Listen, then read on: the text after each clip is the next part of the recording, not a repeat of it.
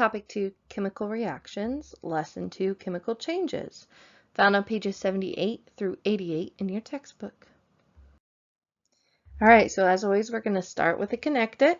So the first thing we need to do is circle a place on the photograph where a color change is occurring. Then we need to answer, what do you think causes this color change? And when vegetables cook on a grill, what other changes occur? And then list 3 ways the veggies change. All right, so in answer to the first question, we need to write something to the extent of the tomato is turning black. Heat from the grill causes the tomato to change color. Then for the other 3, for when vegetables cook on a grill, what other changes occur? They become hotter. Their shapes change slightly. For an example, some will shrivel. And their texture changes. Some become less crisp. The things that we should circle, you could circle the white part of the onion. It is becoming clear, translucent. The black parts of any of the vegetables, as they change colors, there's all kinds of options for you there. It's your decision. But make sure that you circle at least one place. Changing matter. So let's think about the steps in grilling veggies. So we're going to slice some of them into smaller pieces. Then we're going to place them on the grill and turn on the heat.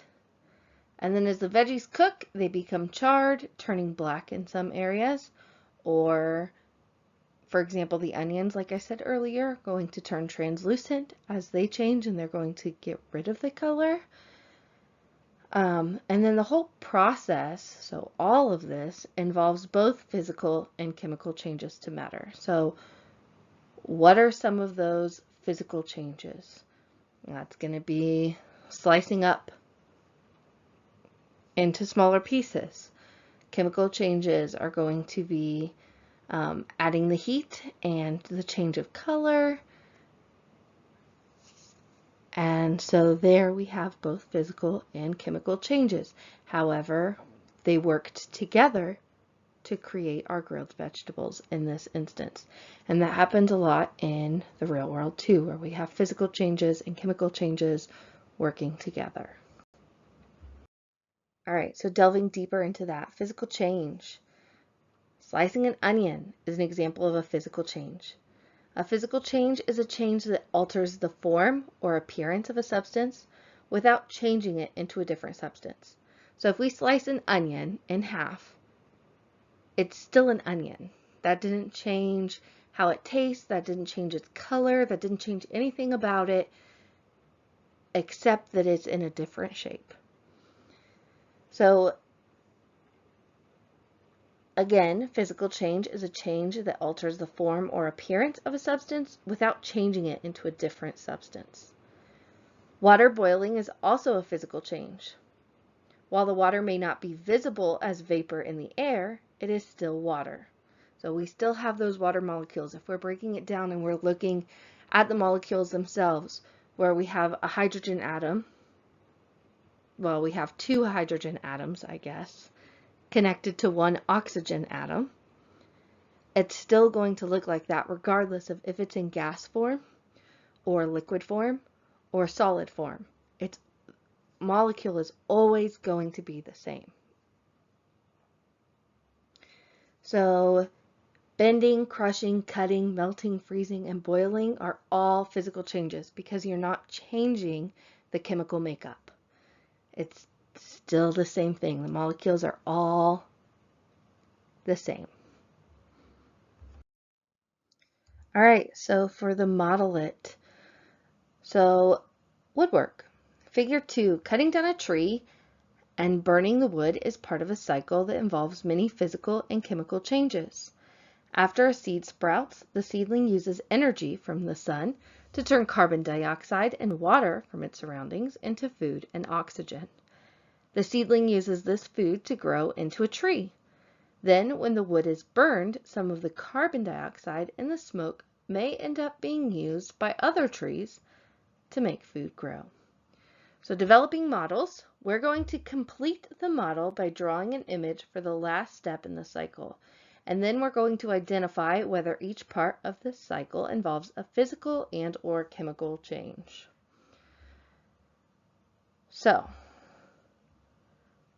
our drawing here, we should have logs burning in a fireplace for our drawing.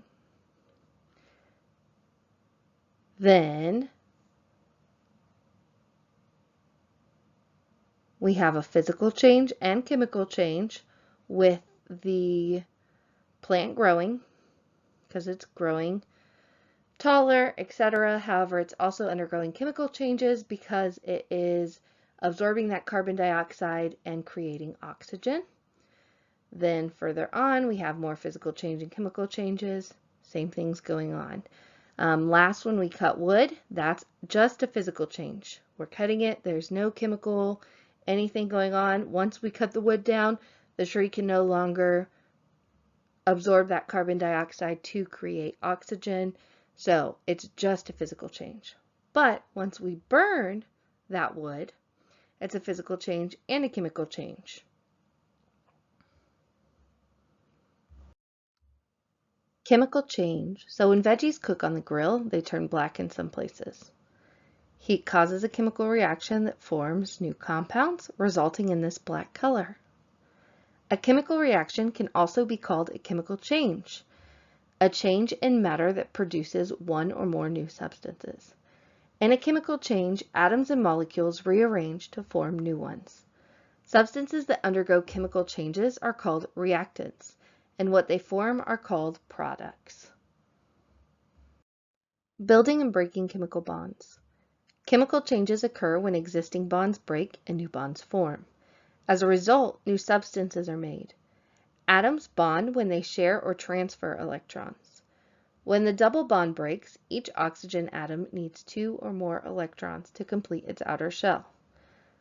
So when we have an O2 molecule, when it separates, each one has 6, and so they need 2 more. So then magnesium comes in, and it transfers 2 electrons to each of the original oxygen atoms. So then we're left with the ionic compound, magnesium oxide, with the Mg2+ and O2-. All right, so chemical reaction, figure 3. A heated magnesium coil reacts with oxygen in the air. We're going to label the reactants and the products in the photo. So our product is this thing at the bottom. Reactants are going to be our magnesium coil and then the air. Then our reading check. Chemical changes are often represented by equations. Physical changes are not represented by equations. Why? Physical changes don't have reactants or products. There is no change in the substance, only in the form and appearance. So there's no need for an equation. Evidence of chemical reactions. So chemical changes require some movement of energy. Changes in energy and changes in properties are both signs that a chemical reaction has occurred. In general, the only way to be absolutely certain that a chemical reaction has occurred is to confirm that a new substance has been created. But some different evidence of chemical reaction include color change, smell, heat or light, that a gas is released, and that it can't be undone because a new substance is formed. So, for example, we know that going from solid to liquid to gas is a physical change because if we have an ice cube and we set it out, we put it over heat, it melts, it's in liquid form. We can freeze that again and it'll go back to being the same thing. With a chemical reaction, that's not true. It won't go back because you can't put the pieces back together. It's something new entirely. Color change. So a color change may signal that a new substance has formed in an otherwise unchanged object. A slice of bread that just popped up from a toaster is brown. This is because heat energy burns sugars in the bread, producing different carbon compounds that taste slightly different than the untoasted bread would taste. Now, gas production. Another observable change that is evidence of a chemical reaction is the production of gas from solid or liquid reactants. For example, the chemical reaction between vinegar and baking soda produces carbon dioxide gas. So if you put baking soda in a bottle and then you actually do that reverse would make more sense. So you fill the bottle with vinegar and you put some baking soda in a balloon. You put that balloon on top of the bottle and then you make sure that the baking soda goes in to the vinegar on the bottom inside the bottle. What will ultimately happen is that your balloon is going to start filling up because the gas that is formed. And that's proof that the gas is forming. All right, another is a formation of a precipitate. And what this means is that when you mix two liquids, you could produce a precipitate, which is a solid that forms from liquids. So when milk and lemon juice are mixed, a chunky precipitate forms. Some dairy products are made by taking advantage of similar reactions between milk and other substances. Example, cottage cheese. All right, so our reading check. What is the only way to be certain that a chemical reaction has occurred? And the only proof is that one or more new substances have been produced, like we said prior. So now looking at chemistry in the pizza kitchen, figure 4, there are 3 changes involved in making pizza, and they are described in the figure. We're going to label each change with the type of evidence that suggests there is a chemical reaction. So milk, citric acid, and Renee react to make cheese. Yeast cells consume the sugars that are in flour. In the process, the yeast produces alcohol and carbon dioxide gas. And the cheese and pizza dough turn brown in some places when the pizza cooks. So for the first, we have a formation of a precipitate. Again, cheese is one of those things that is often formed from a precipitate. Gas production from the yeast cells consumed by sugars in the flour. And finally, we have a color change with the cheese and the pizza. Changes in energy. So there are 2 types of changes in energy. In an exothermic reaction, the energy is released as the products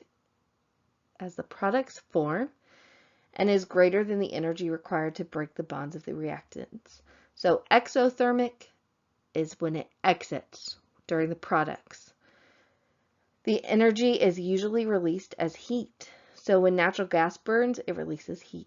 An endothermic reaction means that more energy is required to break the bonds of the reactants than is released by the formation of the products. So ice melting is an example of an endothermic reaction because it is taking in heat. So exothermic reaction is a reaction that releases energy from the system in the form of heat. Endothermic reaction is a reaction that the system absorbs energy from its surrounding in the form of heat. So endothermic, it takes heat in. Exothermic, heat exits. Okay, figure 5, the movement of energy. So the reaction of baking soda and vinegar absorbs energy from its surroundings. A kerosene lamp is burned to release energy. On each image, draw an arrow to indicate the direction in which energy is moving as a result of the reaction that is occurring. All right, so here on the lamp, we have energy exiting, and then we have energy being absorbed in our baking soda and vinegar. So then what kind of chemical reaction occurs in a hand-warming product that is worn inside gloves? Explain your answer. It's going to be exothermic. The reaction in the hand-warming product releases heat to keep your hands warm. Energy graphs for chemical reactions. So reactants are a bit like kids on a swing set. They need an initial push to get going. So the minimum amount of energy needed to start a chemical reaction is called activation energy. Once a reaction is underway, it will either need more energy to keep going or it will release energy. We can think of this in our swing set analogy. So if we have a kid that's swinging, they either will have to learn how to kick their legs to produce more energy to keep going, or they're going to release all that energy and jump off the swing.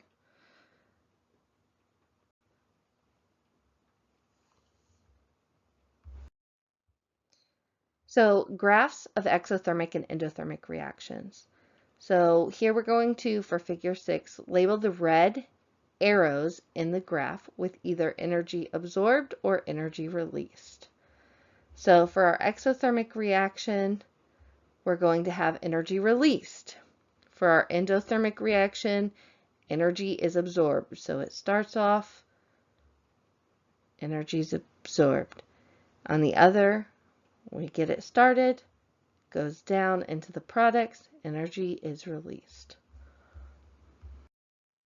All right, math toolbox, determining surface area. Suppose you want to determine the surface area of the sugar cube. It has edges that are each 2 centimeters long. You can find the surface area of each side using this formula. Area equals length times width. 2 centimeters times 2 centimeters equals 4 centimeters squared. So the sides are all the same size, so you can add them all together. So on a cube, we have 6 sides. We can think of a dice. It has 1 through 6, so 6 sides. So we need to do 4 plus 4 plus 4 plus 4 plus 4 plus 4, which equals 24 centimeters squared. Then we're going to imagine cutting the cube in half. Find the surface area of each half. Multiply by 2 to get the total surface area of both halves, and we should show our work. So for 1/2, 4 of the sides are each going to have an area that is 1 centimeter by 2 centimeters to equal 2 centimeters squared. Then 2 of the sides have an area that is 2 centimeters times 2 centimeters, which is 4 centimeters squared. Then we add them together, 2 plus 2 plus 2 plus 2 plus 4 equals 16. Multiply by 2 for the 2 halves, and 16 times 2 is 32 centimeters squared. Then for 2, in terms of surface area, what is the effect of cutting a cube-shaped object in half as shown? So the surface area is going to increase because 24 is less than 32. All right, so affecting rates of reactions. A particular reaction can occur at different rates depending on the conditions. If you want to make a chemical reaction happen faster, the particles of the reactants need to collide, either move more quickly or with more energy. Surface area. Increasing the surface area allows for more particles to come into contact with each other.